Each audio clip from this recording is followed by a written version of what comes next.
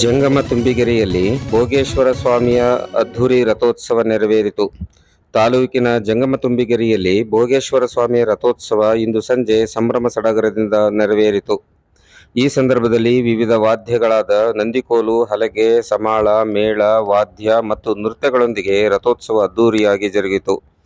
ಭಕ್ತರು ಬೆಳಗ್ಗೆಯಿಂದಲೇ ಭೋಗೇಶ್ವರ ಸ್ವಾಮಿಯ ದೇವಸ್ಥಾನಕ್ಕೆ ತೆರಳಿ ಹೂವು, ಹಣ್ಣು, ಕಾಯಿ, ಪಾಯಸ, ಹೋಳಿಗೆಯನ್ನು ಅರ್ಪಿಸಿದರು. ಭಕ್ತರು ರಥದ ಚಕ್ರಕ್ಕೆ ತೆಂಗಿನಕಾಯಿ ಹೊಡೆದು ಬಾಳೆಹಣ್ಣನ್ನು ರಥಕ್ಕೆ ಎಸೆದು ತಮ್ಮ ಭಕ್ತಿಯನ್ನು ಸಮರ್ಪಿಸಿದರು. ರಥೋತ್ಸವದ ಹಿಂದಿನ ದಿನ ಅಂದರೆ ದಿನಾಂಕ 17/4/24 ಬುಧವಾರ ರಾತ್ರಿ ಆಂಜನೇಯ ಹಾಗೂ ಬಸವೇಶ್ವರ ಸ್ವಾಮಿಗಳ ಉಚ್ಚೆಯ ಹೂವಿನ ಪಲ್ಲಕ್ಕಿಯಲ್ಲಿ ವಿಜೃಂಭಣೆಯಿಂದ ಜರುಗಿತು.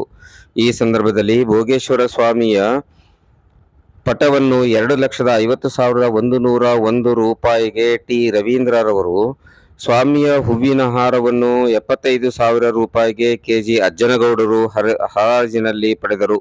ಇದೇ ಸಂದರ್ಭದಲ್ಲಿ ಗ್ರಾಮ ಪಂಚಾಯಿತಿ ಅಧ್ಯಕ್ಷರಾದ ಗೀತಾ ಚಂದ್ರಪ್ಪ, ಮುಖಂಡರಾದ T. Shivanna, Parashurama, M. Raviyappa, Parasappa, E. Kotreshappa, Karigowda, Ajjanagowda, R. Dyamanagowda, Hiregowda, ಗ್ರಾಮಸ್ಥರು, ಭಕ್ತಾದಿಗಳು ಹಾಗೂ ಸಾರ್ವಜನಿಕರು ಹಾಜರಿದ್ದರು.